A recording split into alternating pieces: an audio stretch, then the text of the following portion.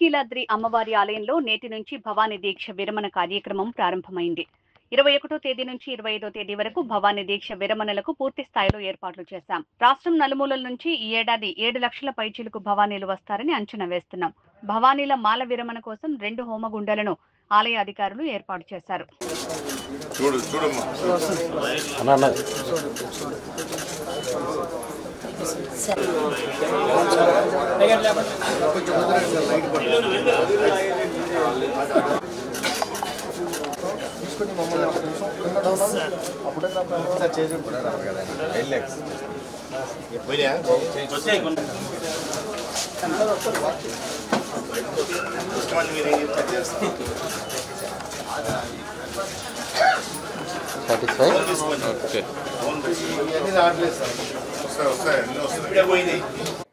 Start చేయొచ్చా బాబు?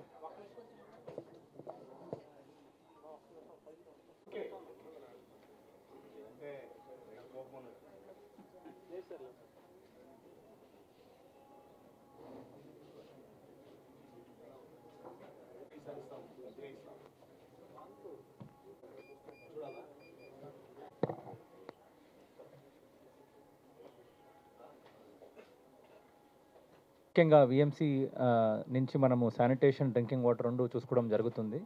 Sanitation సంబంధించి దాదాపుగా 8 పాయింట్లో 150 మొబైల్ టాయిలెట్స్ పెట్టడం జరిగింది. రౌండ్ ద క్లాక్ ఎంప్లాయీస్ పెట్టేసి అమ్యూనిటీ సెక్రటరీని కూడా ఇన్ఛార్జ్ పెట్టడం జరిగింది 3 షిఫ్ట్లో కూడా. ఎటు పరిస్థితుల్లో వాటర్ అయినా లేదా అలాగనే అక్కడ టాయిలెట్లో ఉన్న హైజీన్ ఇష్యూ అయినా మనము అవ్వకుండా సాల్వ్ చేయడం జరుగుతుంది. డ్రింకింగ్ వాటర్ సమస్యలకు వస్తే దాదాపుగా 10 లక్షల బాటిల్స్ అలాగే 5 లక్షల వాటర్ ప్యాకెట్స్ కూడా అరేంజ్ చేయడం జరిగింది. ఇవన్నీ కూడా 35 పాయింట్స్ లో కంటిన్యూస్లీ 3 షిఫ్ట్లో కూడా ఎంప్లాయీస్తో పాటు డిస్ట్రిబ్యూషన్ చేయడం జరుగుతుంది.